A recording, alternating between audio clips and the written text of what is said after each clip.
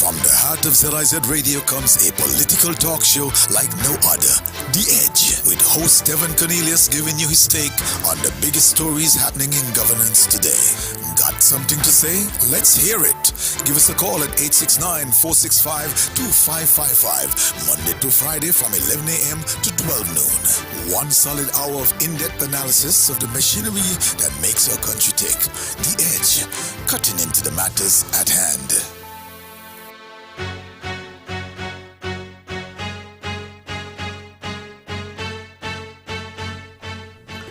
A pleasant morning to all at home and abroad, and thank you for tuning in to The Edge here on ZIZ Radio 96.1 FM. Today is Friday, January 19, 2024. I'm your host, Devon Cornelius, and again, thank you so much for tuning in. Joining the program today is the Prime Minister of St. Kitts and Nevis, the Honourable Dr. Terrance, who will speak on matters of national interest. Mr. Prime Minister, good morning and welcome to the program. Yes, good morning, Devon. Thank you for having me. And I just want to extend Happy New Year to you and to your listeners. I think this is our first engagement for the new year. Yes. And thank you so much. And I say welcome back to the program because you were here in November of last year. Correct. Right, welcome back to the program. So let's begin the conversation, and I want to begin with the recently announced Financial Education and Savings Program, Yes. which was announced during the budget 2024 in an effort to get listeners up to date with the program, what they can expect from the program, and how it will run. So in terms of financing, funding, how will the program be financed? Right. And is there an annual budget that we can expect as it relates to that program? Right. So I will say, just to bring some light to it, it is a program where every child in St. Kitts and Nevis between 5 and 18 will benefit from having this account. This account, what we are aiming for is at $500 with cash and use $500 to buy shares in different companies. And then added to that, we would have a robust financial education program so that we can start to get our children and young people financially educated. Now, the basis for this is to ensure that we start creating a climate of financial literacy and to deal with the issues of poverty that we might have in St. Kitts and Nevis. We are seeking to end poverty through empowerment and education. This program is revolutionary. I don't know of any other country, especially in the Western Hemisphere, that has implemented a program such as this. And these are the type of things that I think people voted for us for innovation and to bring new ways of approaching things so that in a great sense we can make sure that our people benefit and to set in place programs, policies, an agenda that is sustainable, that is practical, and that would resolve the many issues that we have. And this is, of course, part of our whole plan of creating a sustainable island state where our people will have the opportunity to advance in St. Kitts and Nevis. The committee task force met yesterday, headed by the CABSEC, Dr. Marcus Natter, and he would have brought various persons from different organizations and stakeholders, including coming from National Bank, the Cable, Credit Union was also represented, Central Bank was also represented there on board, and we also had other experts. And they met yesterday as they really start to put flesh to the policy agenda, which we will roll out this year. Part of the funding would come from our savings within the government to really start it. It would, of course, be shares will be attached, and so we hope the dividend from those shares will also form part of how they're going to grow the accounts. Without getting into all the details, I'm thinking that they're going to present me their proposal next week or week after. But I can say basically that is the foundation of the program. So in terms of and where the initial funding coming from. Okay. And so we're going to work out the details of the shares, how many shares, which companies, the dividend from the shares, how that is going to grow, the savings from the account, how that is going to grow. So we also have, I think, private sector people in there as well. And so we are happy that the private sector, financial institutions, and the people of St. Kitts and Nevis have really embraced this revolutionary, innovative type of plan, so that our people, once and for all, would have the opportunity to break any cycles of poverty.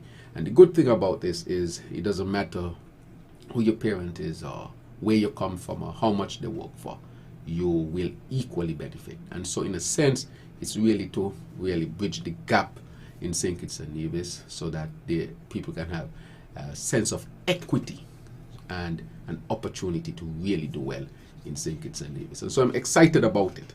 But that is, to answer your questions, that is the foundation of it, and that is where the initial funding will be coming from. And as the financial experts meet, they will help us to really formulate it into something lasting, sustainable, and would redound to the benefits of our young people. Mr. Prime Minister, you mentioned a number of entities and representatives from both private and public. Which entity would be responsible for managing the entire program? Right. So the program will be monitored and managed from the government's perspective. Okay. And the CAPSEC would be leading on that as he put a team together to manage that. So I can say that. In that meeting also is the FinSec. The FinSec is part of the committee, the task force rather. And she, of course, the financial secretary, understands where we are. So again, we have brought all the relevant people in to make sure that we manage it well. So we'll have the strong support from the Ministry of Finance. How will the accounts be set up and where? And at what time would they become accessible? Right. So we are aiming for the first half of this year. The accounts, the details on the accounts where they will be set up and so forth, that information is to come. Okay. That is what the task force now is finalizing. Yes, because we want broad participation and inclusion across St. Kitts and Nevis. But those details will be had very soon, as they are working them out presently. Okay. You mentioned that it applies to children 5 to 18. Is it continuous, or is it only for children who are 5 to 18 right now? No, it is continuous. Okay. So what happens? So when children who are 4, next year they become 5, they get their account. Okay. So it's almost like when you enter into primary school, you get your vaccination. So you have to get your vaccination, your medical checkup, and your account. That is how we're going to set it up. Awesome. So how we want to set up, you get all of that, your account and your device, your iPad. So once students get into primary school, we want to fully equip them for school and for life. Right. So that it will be part of it. Yes. You're listening to the Edge here on ZIZ Radio 96.1 FM, and if you're just tuning in, joining me is the Prime Minister of St. Kitts and Nevis, the Honorable Dr. Terrance Drew. Mr. Prime Minister, I want to move to minimum wage. You also spoke about that during Budget 2024. Yes. What has the response been like since the minimum wage increase took effect in January 1st? Well, I think most people are very much excited that they actually saw an increase in their minimum wage, which is meaningful. It can make a difference in their lives. I think people will get at least $180 more per month, and that means they can pay 2 extra bills sometimes. So it means you're going to have a positive impact. You can buy extra food, right? And therefore, it is important that we actually do that. So in a great sense, I would say that that will make sure that our workers can benefit tremendously, and they will benefit tremendously. Let me say this, Cornelius. For the past decade, we had not seen an increase in minimum wage. When you look at what all the workers' organizations, even the ILO, would say, that a wage is the best way to help a worker and to end any issues of poverty of the worker. Why is it important? Why we think a wage is better than just giving a passive handout. Because when you get a wage, one, your financial standing is stronger, which means you can approach an institution with more strength. Secondly, when you have an increase in wage, it is something that you are entitled to, and somebody just cannot cut it because they just decide to cut the minimum wage. It is in law. They'll be breaching the law and have to answer. With just a passive, somebody can say cut it tomorrow. Also, with wages, it means that you would have a better pension from Social Security than you would have, because when you give a passive handout, that does not contribute to your Social Security. And so we want, when people retire, they can also get the best Social Security that they can have. Right. So these are the type of impact that increasing the minimum wage would have. And we have done that for the past decade. Nothing was done. It was well received, as you know, and also we are looking at where we will be in 2025 to increase it even more. While we are doing it, we are making sure that we manage inflation so that our people can really feel the effect of an increase in the minimum wage. It means if you could have a little bit more entertainment. You can take your children to a dinner. You can take your partner out. You can go and have to the movies that you couldn't afford before. So this can add real benefits and improve your quality of life. You might not have had internet in your home. You might say, well, I'm getting this extra money. The internet costs $60. Let me put in the internet. Out of this money, I can have now the internet for me and my children. And so this money can really be used to improve the quality of life of those who work for minimum wage, which is a significant number of people in different areas. And so we are happy that we were able, after a decade, to increase the minimum wage of our people. And Mr. Prime Minister, that responds to the question I had in terms of what made your administration support the increase in a minimum wage. But if we could continue, inflation. Yes. Mr. Conda, he was here recently and he spoke about the fact that the committee tasked with increasing the minimum wage looked at that. But how does your administration intend to respond to this in terms of inflation and stimulate the economy in order to maintain the minimum wage increase? Right. So let me say a number of things. When it comes to the inflation, and we look at the inflation rate, I think that the inflation rate is now leveling off. We don't know what the Red Sea issue would do to it. I really don't. I really hope it does not result in a massive increase in inflation. But from our projections before that, we saw that inflation was leveling off, which means that the minimum wage would have an impact on our people. And so that is what we're keeping a very close eye on. How are we going to manage that? But we have been able to manage that thus far. You asked about the inflation and something else. Right. Well, in terms of maintaining it. Yes. To maintain, the minimum wage. Right, so to maintain increase. the minimum wage, we looked at the economy on a whole. We look at where we're at, the growth expected, and so forth. All of that was, and you remember, we came in 2022, and people were asking, what is it we are actually doing in terms of the minimum wage? And I said, we have to be prudent about this. And so we introduced, with respect to that, having a task force headed by His Excellency Sam Conda, who put a team together with the Labor Department, other labor organizations, workers' organizations, private sector, and so forth, and they went to work. And so I've been asked, are we going to keep our promise with the minimum wage? The questions were coming. Right. And I kept saying yes, but we have to do it prudently, and we have to do it with the necessary backing of getting the data, which we did. And so we feel on solid ground that we have done something that is prudent and sustainable. Let me tell you something about the economy. The economy has grown this year. Not only that, we have seen collection at both the customs and inland revenue increase beyond what we projected. Okay. Increase, not just increase, but increase beyond what we projected. Okay. So the economy performed better than we expected. Why? We think there are a number of things contributing to that. Of course, we broadened the tax base, and we did not increase taxes, because remember, we had decreased both the incorporated tax and the corporate taxes.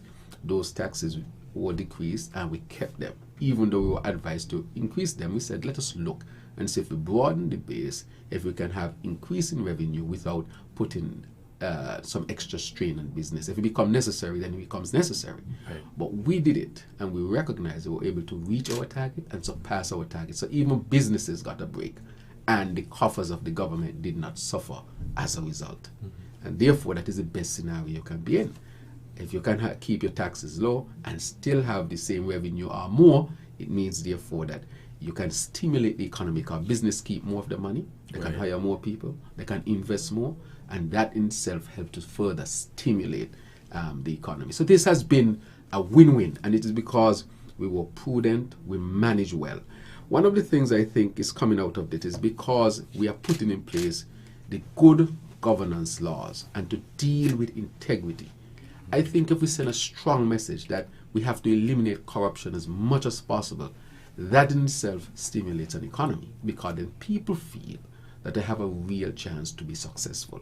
So that is why there is a tangible benefit to have a system that is based on integrity in public life or good governance laws, because it redounds in good opportunities for growth and so forth. And that is what we are looking at presently. So with respect to that, so we have seen that, and so we are on solid ground at this point in time, barring something significant happens. And we hope that our people who have benefited from the wage and so forth would, make sure that they put it to good use and they help themselves and their families. Mr. Prime Minister, it's about 20 minutes past the 11 o'clock hour, so Yes. we'll take a break, and when we come back, we'll continue the conversation right here on The Edge on ZIZ Radio 96.1 FM. Let's take this break. We'll be right back. Thank you very much. ZIZ Radio, entertaining the nation, enjoyed by the world.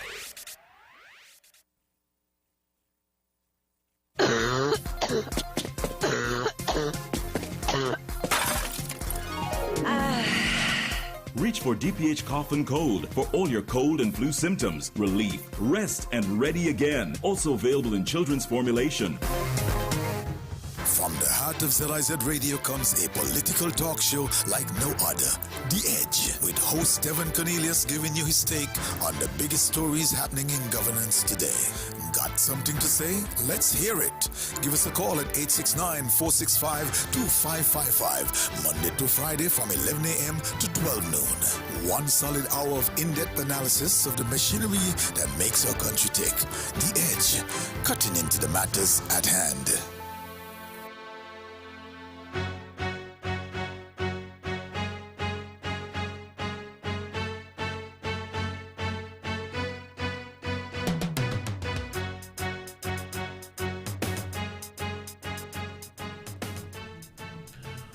Welcome back to The Edge here on ZIZ Radio 96.1 FM. I'm your host, Devon Cornelius. If you're just tuning in, joining me in the program today is the Prime Minister of St. Kitts and Nevis, the Honorable Dr. Terrance, and the conversation is centered around national matters of national importance. Thank you so much for joining us, Mr. Prime Minister. Again, thank you so much for joining me on the program. Today, I want to talk about the Sustainable Island State Agenda. This has been on the table for quite some time, and I want you to speak to projects and our initiatives that relate to the Sustainable Island State Agenda. Some time ago, and you will recall, I asked about the smart hospital. Yes. Even in one of the Facebook posts that you made about it. Yes. So, what is the status of plans to construct a smart hospital? Right. So with respect to the Sustainable Island State, as you know, it is our response really to deal with climate change and to make sure that we protect our environment, our people, our livelihood, and to protect lives. And everything that we do is really geared towards achieving the Sustainable Island State. It is a lofty goal, but we can achieve it. And that is why we are so excited about it. And I think the people in St. Kitts and Nevis are now coming familiar with the term. And all I will say is that the Sustainable Island State aims to make sure that we protect our people and our people can have better condition of living. Now, when you spoke about the budget, you mentioned a few factors, but a number of other things we did is that we increase wages, we increase salaries for civil servants to 8%. I want to say that 3% of that will go towards a saving for their pension plan. because for the pension plan to be sustainable, you have to contribute. And I want to say this to the civil servants. But we did not want the civil servants to just contribute from the previous salary and have difficulties. Okay. So what we did, we gave them an 8% increase, and 3% of that will go towards their savings in the pension plan. And the government will match that 3%. So then the civil servants, as in other companies, they will have a pension that will create and also social security. But I want to stress that the 3%, 8%, 5% was for you to see an increase in your salary, and the 3% for all civil servants and GAE workers is to go towards the savings, and the government is going to match it. I want to impress on our civil servants that you worked hard, and that is why we wanted to give you an increase. And what we want to create is a sustainable pension savings plan. And so we did not want you to feel the pain of the 3%. That is why we gave you 8% and took out 3%. And so any increase to come in the future, we'll always keep that in mind so that you can see an increase in your salary. So you'll see a increase 8% and a 3% contribution, and that was put there to protect you. That was to make sure that we did not go to your old salary, take out 3% and you take out less. Not only that, we did not even want you to have the same old salary. We wanted our civil servants to have an increase in salary of 5% and 3% towards the pension plan. There are those who might say, why take it out? But I have to be realistic. And this is a decision I have to make, that in order to make it sustainable, we have to change it into a contributory pension plan. Okay. However, one must note that we made sure that we did not hurt the civil servants. So even though 3% came out, we gave you 8% and took it out so that you are protected. So you will see that come out of your salaries, and I'm speaking to the civil servants. What that will create, and I'll answer your question, right, but it will make sure it creates a sustainable saving pension plan for our people. And that is what we want. So our GAE workers will also be covered. All our civil servants will be covered without any extra pain. Actually, they will see a 5% increase total so they can take home. Now, I also wanted to mention the minimum payment for Social Security as we round up the budget. In Social Security, for those who did not contribute, we increased the amount, and for those who contribute on the lower end, we also increase the amount. Okay. So they are going to see an increase. Those who receive in Social Security will also see an increase in their Social Security as well. Again, because we want to take strain off the PAP, because that is how it's set up, we have to make it sustainable. So if we put it to a sustainable pension to Social Security, at least part of it, then it will become sustainable, and the seniors will be protected. The retired people will also be protected. So we have done a significant number of things within the budget to make sure that our people are protected, and we didn't add any new taxes at all. So basically, we have presented an innovative budget that will be down to the benefit of all of our people. And you also recognize that we increased the contribution to funeral from Social Security, because we don't want people that when all of us pass on, right, we leave in debt back here for our people. So we wanted to reduce the possibility of debt. Of course, you want to give more, but we increase it by $1,000 because we wanted, and we are saying to the funeral home, that is not for you to increase your prices. Otherwise, the government would have to look for other ways. But it's to give an ease to families, and so that, at the end of our lives, we are not adding debt to our people. So it's basically a budget that look at you from the time you are born to the time you have to go to your creator. And that is what the labor movement is really about. Now, when we come to the Smart Hospital is part of it, because the Sustainable Island State has a section there that's social protection. Under social protection come the issues of health. With climate change, with the stronger hurricanes we're expecting, we want a hospital that is modern, that is up to date, climate smart and technology smart. That will make sure give us the opportunity to improve our healthcare services. Where we're at, we are in the, as you know, we are partnering with the Republic of China, Taiwan. And so we are in the very final stages of the agreement with the right now. So we intend to start the construction of that hospital this year.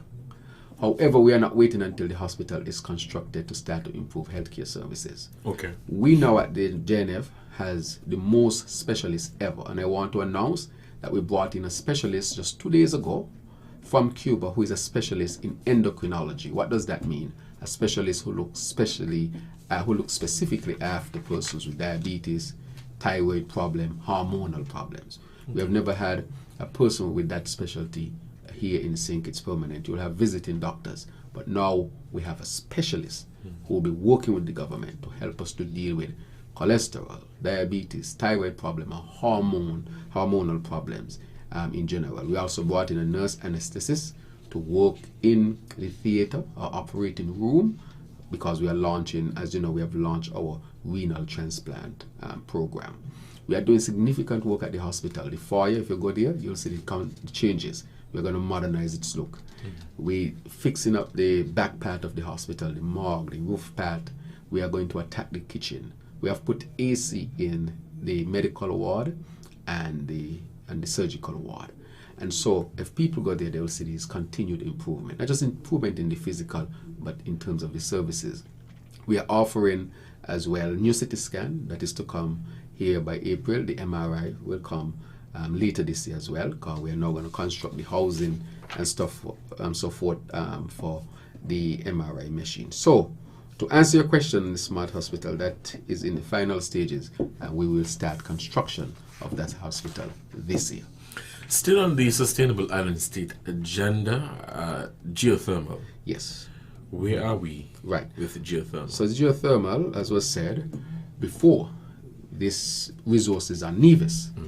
But of course, you need the federal government's input in order to get it done. Okay. And I think that the Nevis people deserve it. As you know, before there were back and forth political issues that did not allow it to happen. But I'm pleased to say that the Premier and I, we have reached common ground on this. We have $17 million that $17 million is a grant loan from the Caribbean Development Bank. We have approached the Saudis for the gap, which is another $20 million, and they have agreed. And so we intend to start the geothermal project, and that we are going to push ahead. That is expected to produce a lot of energy, and that will result, of course, in benefits for both the people of Nevis and the people of St. Kitts. And that can really transform our federation. It will transform us. If we were looking for oil, that is our oil. The geothermal, that is our oil. And that has the potential to really transform our islands, our federation. And so we are moving steadily along with that. And so we will have joint cabinet between the federal cabinet and the NIA cabinet on Monday. So we are traveling over to Nevis to join the INA in cabinet. And this is one of the things that I intend to bring up and discuss with the Nevis Island Administration's cabinet. As you spoke about the smart hospital Yes. and the upgrades in healthcare, what is the status of the national health insurance? Excellent question. So just recently, I discussed with the Director of Social Security, Mr. Lord, and also the Chair of Social Security. And what we are putting in place is a joint meeting between my advisor or National Health Insurance, led by my Chief Advisor for Health, Dr. Patrick Martin. Okay. And he's going to meet with Social Security to look at the actual report for National Health Insurance. Social Security would have to also implement some changes. And this is Social Security, our largest social safety net. National Health Insurance would also be. So they are meeting presently in to look at how best we can move as a federation to introduce this. So we are moving along, and we will bring that information to our people and educate our people on it. It is not an easy undertaking. It is a challenging undertaking, but it's an undertaking that we are committed to, because we believe, and I believe, that healthcare is a human right. That is why you see I put the children's fund in place. So any child who gets sick and have to receive treatment overseas, as indicated by their doctor, they can access the fund, and a number of children have accessed the fund, and a number of lives have been saved. That is our, but we can do that. But in order to achieve that across the board, you need a more comprehensive plan. And that is why we are seeking to see the national health insurance. This is challenging. I cannot say no. It will take a lot of dialogue with our people. We have to take it to the community centers, to the road, so our people can have input and discuss and see how, as a nation, we can do this for all of our people. So I ask our people to really join in the discussion so that we can move along. And in terms of the funding of this? Right, so coming out of that meeting where the actuarian would look at it, they would tell us what would be the best way going forward in terms of its funding. And that will be discussed with the people. So those discussions are going on with Chief Advisor for Health, Dr. Patrick Martin, and Social Security with the actuarian. So they can look at the actuarial report from National Health Insurance, actuarial report from SOS, and see where collaboration can have place, what would be the best way going forward, and so forth. And so out of that, I would be able to update our people here in St. Kitts and Nevis again. It's about 11:40 and you're listening to The Edge here on ZIZ Radio 96.1 FM. I'm Devon Cornelius, and joining me today is Prime Minister the Honorable Dr. Terrance Drew. We'll take a break, and when we come back, we'll continue the conversation right up until noon for the ZIZ Midday Newscast. Let's take this break. We'll be right back. ZIZ Radio, entertaining the nation, enjoyed by the world.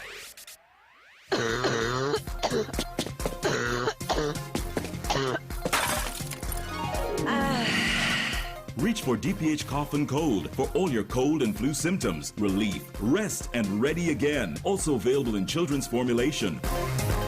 The future is unknown. Protect your life, your family, and your valuables from unforeseen circumstances. Let National Caribbean Insurance give you the peace of mind that you so deserve. At NCI, we offer a suite of affordable insurance plans that can be tailored to ease your financial burden. We aim to deliver exceptional products to satisfy all your insurance needs. Whether life, health, motor, or property insurance, NCI has the right solution for you. Our friendly and knowledgeable sales professionals are ready and able to assist you. Let National Caribbean Insurance Company Limited help you to prepare for the unexpected. We serve, we protect, we satisfy. That's NCI. From the heart of ZIZ Radio comes a political talk show like no other. The Edge, with host Devon Cornelius giving you his take on the biggest stories happening in governance today. Got something to say? Let's hear it. Give us a call at 869-465-2555, Monday to Friday from 11 a.m. to 12 noon.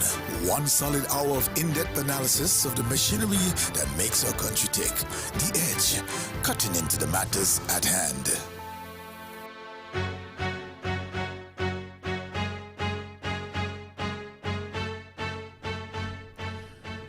Welcome back to The Edge here on ZIZ Radio 96.1 FM. I'm your host, Devon Cornelius. Thank you for joining in the studio with me. Is Prime Minister the Honorable Dr. Terrance Drew. Mr. Prime Minister, we are winding down. We have just about less than 20 minutes left before we end this program. Do you have anything else to share with the listening audience before we open the phone lines? Right, so I want to share that all of these things that we have spoken about in terms of achievements and our plans going forward, I want to thank the cabinet, the team, a team that has been working closely together, a team that is unified, a team that is thought-provoking, competent, dedicated, and loyal to their country, loyal to their party, and to the agenda of good governance and bringing the best for the people of St. Kitts and Nevis. And so I want to really thank that team. I know there have been things bantered around since day one. The results that we are able to achieve is because of how we are functioning as a team.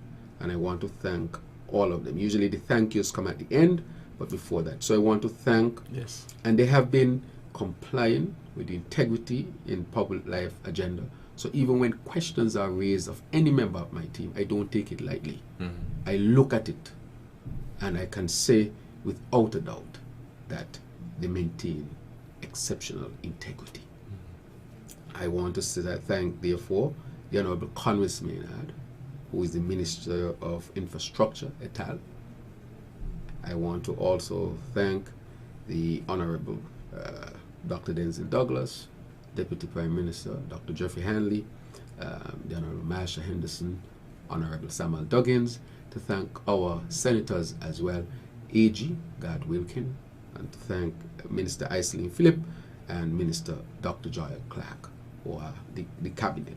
And sometimes we might have an extended cabinet that can include our ambassadors. But the main cabinet, I want to thank them for their hard work and really for practicing what they speak, and I support every member of my cabinet. If there are questions raised, I always look at it very seriously, and I look at it prudently, without rush and haste, because I have to take concerns of others seriously. And what I have uncovered is that they are really applying themselves to the integrity in public life. And I want to say that they are submitting their documents, and we have submitted mostly all of our documents for the integrity in public life. You see, the DPP has put out his statement and given a deadline. That is how serious we are.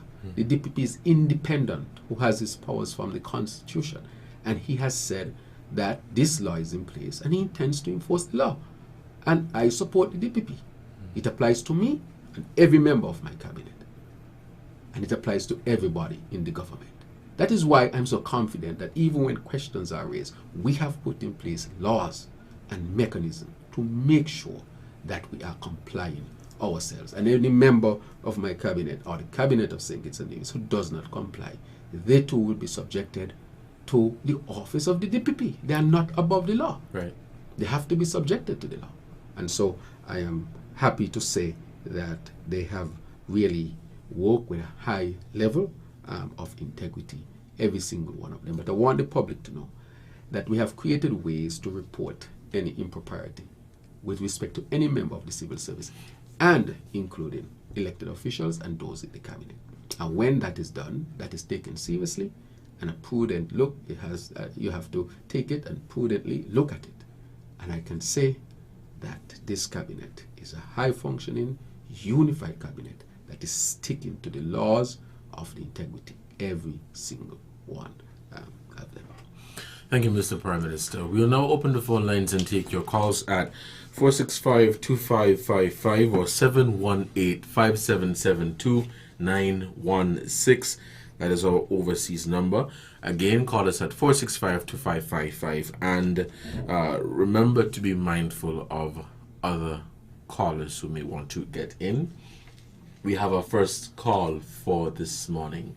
Caller, good morning and welcome to the program. Yeah, good morning, Devon, and good morning to the Prime Minister of St. Kitts and Nevis. Good morning. Yeah, Mr. Prime Minister, I got Happy New two Year. questions for you. How are you speaking about, what do you think, anyway, about wages, yes, wages. Yes. Well, how come the Mary Charles Hospital do not get no wage, so that because of that, the dispensary is closed down? No medicine is in there for the patients when they will leave from the hospital. And next thing, the tent, the umbrellas that are placed there to shelter the people, and when they're waiting for the transport to come and pick them up after they will leave from the hospital, they are all torn up and ripped up. So the student, the patient, them have to go across the road and the trigger shelter. And the next question, you keep saying that the administration, before your administration, haven't done anything in 7 years. Well, answer the question straight, please. Which administration built the new road across Old Road Bay? And which administration built the new cruise pier that we have in Bastille? Thank you very much, sir. Have a good day. All right, caller, thank you for your contribution. Let's head back to the phone lines and we'll take this call. Caller, good morning. You're on the program. Hello, caller. You're on the air. Good morning. Okay, we lost that. Let's hit this one. Hello, caller, you're on the air. Good morning. Hello. Yes, caller, you're on the air. Good morning. One question for the PM. Yes.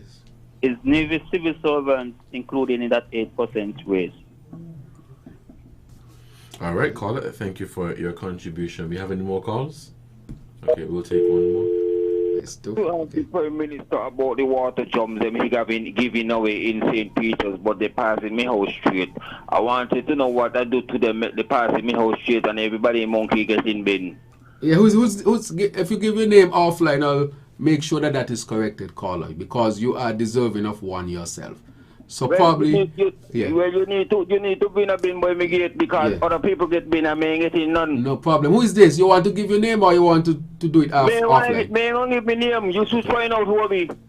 Oh, I don't think the caller is interested in getting a bin. All right, then good. All right. So basically, if a caller calls in and don't want to share so that we can correct it, we might miss people or sometimes you are not home. So I would leave that. So that shows that there, we can leave that there.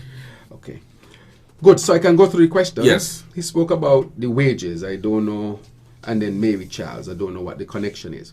But what we recognize, we had our pharmacists, and I think a notice should have been put out by the Ministry of Health that the pharmacist, one of them, I think, got pregnant, and one of them, I think, got an accident. So the number of pharmacists declined. Okay. So what we had to do, we did not have a pharmacist to go to Mary Charles. So we have put out a notice for pharmacists. So we are in contact with 2 potential persons, one from Belize and one from the Philippines, to come in to fill the gap.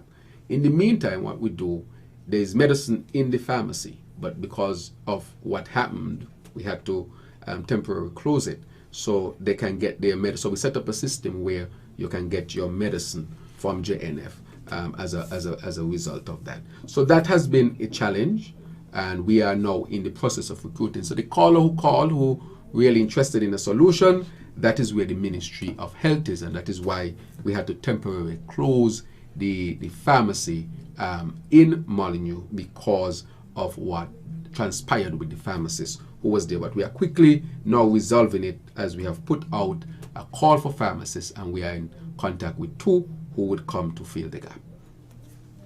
The question about Nevis civil servants and he also talked about 8%. The tent. I will. Oh yes. Yeah, I will ask them to take a look at the tent. Okay. We also discovered when we got there that Mary Charles had a serious water problem, which we are seeking to address. That had been an old problem that we are seeking to address as well. So I just want the caller to know that we are addressing those matters. But with respect to the tent, the wind and so forth can affect it. And if there's an issue, I would ask the Ministry of Health to take a look at the tent at the Mary Charles. Okay. And the question from the caller. Right. About, so the 8% yes, that had been applied in St. Kitts, Nevis. Nevis has a Nevis Island administration, and I know that they had a wage increase. They had, I think it's a 15%, 555. Yes. When St. Kitts had a 10. I looked at it and I said, okay, our people should also go up. So I did the 8%, which brings us to the 15% to equal Nevis. But remember, I said the 3% we will take out for the pension plan. Okay. Right. Understood. So in a sense, that is what happened. Caller. So the Nevis Island administration, who employs the persons in Nevis, they handle their wages and they handle their increases and their work condition and so forth. But for the federal workers, those in St. Kitts and some are in Nevis, like the police and security forces and so forth, that would apply to them.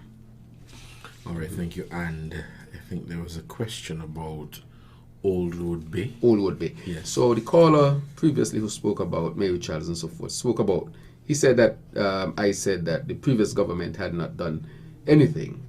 I was speaking specifically to a number of things. If you ask me, I would say that they had not done significant things like wage increase and those type of fundamental things to transform the lives of the people. With respect to the cruise pier, we know that that had been agreed to under the previous Labour administration, and so when they came in, it was just a matter of continuing it. Okay. That is the plan. Now, with respect to the Old Road Bay, we see what they did there, and I say that was done under the previous administration. We had a plan for the Old Road Bay. We would not have touched the bay. We would have cut the road through the mountains and open up all that land for development and leave the pristine Old Road Bay. We still have a plan we still have the plan, but we see what happened, that what they pursued was to put large rocks there, and it affected the beauty of the old Wood Bay. But we would have gone on the top and leave the nature intact on the lower end, so people would not have lived close and would not have been at risk because the road would have been through the hill. So I would like to say, on the cruise pier, where that came from, it was the idea from the previous Labour administration, and the old Wood Bay was built by the last administration, and that's a fact, and I would give that as a fact. Okay? All right, thank you for that. Let's head back to the phone lines and we'll take some more calls. Caller, you are on the air. Good morning. Hello, caller, you're on the air. Good morning, Mr. Prime Minister and the announcer. Yes, good morning. Good morning. Yes, one thing I want to thank you for before I go. Thank you to remember in seniors when anything. Yes. I'm pleased with you with that one. Yes. You don't forget seniors. Yes. And another thing again I want to discuss to you, because I'm not about to pay attention to that. The new hospital we're going to build across the road there. Yes. What about drainage? All below private land. So what about business, I must say? So what about drainage? Right. All right. Because remember you had a drain under the road there who take the water, who go down, and they stop it up. So this new hospital, you got to think about drainage, because all business place below. Yes. Okay, all right, caller. Thank you. Thank you for your contribution. Thank Let's you very take much, caller. one more call, Yes. and then you could get to the questions. Caller, you're on the air. Good morning. Yes, good morning, man. Good morning to you and the Honorable Prime Minister. Good morning. Good morning. Okay, we know that there has been a big story in the news this week, the Big Lice Watley situation. Do you care to make any comments about this at this time? And is there any correlation of what has transpired? Is there any correlation to the newly passed Whistleblower Act, the Whistleblower Act? And will there be any type of legal fallout from both sides? And instead of the action that was taken to terminate his services, should he have been protected under the newly passed Whistleblower Act? Should there be some protection offered to him instead of this public display that happened there this week? And I guess I'll leave it there for now, man. All right? All right, caller. Thank you for your contribution to the program. We will pause in the calls. Mr. Prime Minister. Right. Thank you very much.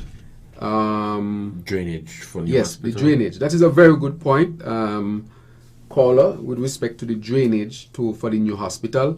The drainage, of course, will be taken into account as they plan, and that is already being looked at. So I want the caller to know that, yes, that is being looked at, and it will be part and parcel of the planning for the construction of the new hospital, which will benefit all of our people here in St. Kitts and Nevis.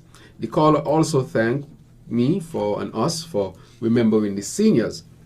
I would say, with respect to the caller and the seniors, is that the seniors would always be a part of our agenda. And what we have done, we have started what we call the seniors program, where we have daycare for seniors. We had it in 3 community centers. We're now going to expand it so that most of our seniors, twice a week, will be engaged at the community centers in a lot of activities to advance them. We also want to give some of our retired seniors who are GAE, who never receive a pension, to now receive a pension. We have also increased their payment at Social Security. And reason why we are investing so much in our seniors is that people should not have to live so difficult a life when they retire after contributing. So we are doing our very best to ease the burden of our seniors, because it's not just adding years to your life. We also want to add life to our years. And therefore, you should see the activities that the seniors engage in. They went to the Dolphin Park, they did excursion to Nevis. The seniors went movies. Some of the seniors were saying that it's the first time they ever went into a movie. And therefore, it shows that we are serious when we say that we want to invest in our seniors. And so We have remembered all of our people, from children all the way to our seniors. Somebody calling about the water jam. I don't know who the person is, but of course, if we missed a person, we will be happy to address it. So had that person given their names, I would be able then to ask the persons who are involved to take a look at it and see why this was skipped. Nonetheless, we want to help all of our people. With respect to what he spoke about in terms of the matter, as you know, the matter with Big Lies, as he said, and the Honorable, it is, a legal matter at this particular point in time. What I would say, and so once it becomes their things, what I would say, as I said in the beginning, any question that is asked of any member of the cabinet, it would have to be looked at. And that is why I was so prudent, and some people say maybe slow to talk about it. It's because now today I'm speaking about it. I wanted to be able to reflect that we had taken the time to make sure that we look and we do not take any statement for granted. And therefore, that is why I'm able to say that the members of cabinet are abiding by the integrity law. And so I'm happy to report that. I support the members of cabinet, but I take those things seriously. And basically, what I have seen and what have been reported to me is that all members of cabinet are in keeping with the integrity law and the good governance laws. That is why I was prudent and slow to speak to the matter until I would have received any type of relevant information. And so today, as I speak, of course, with confidence of what we have looked at, basically. So it has become a legal matter. Of course, we have put the Whistleblowers Act and so forth. And so we are asking that our people look at the law. When the law was passed, there is a channel that you can use, and our people have access to it. And I want to encourage our people to use those channels so that, in a great sense, you make sure that everybody has equal opportunities and equal protection under the law. Those who would make accusations and those who accuse.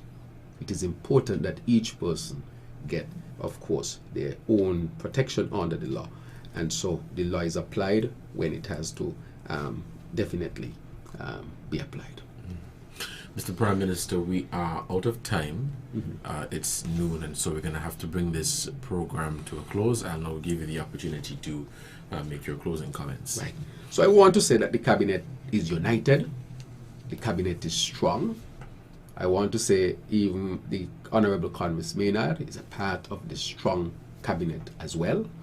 And so I want to thank the whole cabinet again for their contribution to the development of their country, for all that they have been doing thus far to make sure that we practice what we preach, but not only that, but to bring innovation, competence, putting our people at the center of development, creating an environment that had never been seen before in terms of the innovation that we are bringing forward. So I want to thank each and every one of them and to encourage them to continue to abide by the integrity in public life, laws, and so forth. And to say to the public, of course, that you have they have their channels through which any issues that they want to raise, they can be raised. This is the first time in our history that we have created those channels. And I have said that this government would have nothing to hide because we are going to practice transparency and good governance and integrity in public life. And I want to encourage all of our civil servants, or those who are supposed to submit their documents, to do so, because the DPP is very serious, and we are very serious about making sure that we comply with the laws for good governance. I want to wrap up, of course, by saying that the budget that we have passed is a budget that would redound to the benefit of you, the people. The people would benefit, Cornelius. And therefore, this year is the year for implementation. I want to say to our people that we have a number of critical projects coming on track. The hospital, our housing, we are wrapping up the 2 model homes to launch that. We are also the renegotiated solar plant be to the benefit of our people with a reduced cost and giving our people the opportunity to buy into it, which had never been there before. That will also get on the way. As you know, we just turned soil for Hotel Indigo. I've never spoken about it. But there are things that's going to happen that are going to be massive things that I have not spoken about. I only speak about things when they're at the point of no return, which means everything had been signed off on. So the same thing with the minimum wage. Sorry. Still have a little bit of cough. The same thing with the minimum wage. I told the people, give us some time. The same thing with the increase, give us a little bit of time. The dividend that we paid, what we did for independence in terms of the reset, helping people with electricity, water, and giving them, of course, for the contribution to development of our country, as an independent country, $1,000 as well. And so we have done a number of things to make sure that our people benefit and advance. And we will continue to see those development. So I will finally say that we are working hard. We'll continue to work hard. There will be challenges. We will come to the people with honesty, and I will always be prudent with the people and make sure that I cross the T's and dot the I's, so that when I speak from a position of being informed and not being pressured to make statements when I don't have all of the information. And that is why I was able to say what I said today with respect to the Honorable Congress Maynard, who continues to abide by the laws of the integrity in public life. And so I want to encourage all of them to continue to do so. And if people have questions, you have a right to send your question. Use the channels that are available to you, and I will not take that lightly, as I did not take this lightly. And that is why I can speak with such confidence with respect to that. So I want all our people to know that you are at the center of all that we do. Continue to encourage us, to support us as we work on your behalf. Thank you very much. Thank you, Mr. Prime Minister, and thank you for joining me here on The Edge on ZIZ Radio 96.1 FM. Thank you to the listeners who tuned in via radio, TV, as well as ZIZ's social media platforms. I hope to have you back in the future. This is your second time coming on the program, so hope to have you back in the future to also interact with the callers, the listeners as well.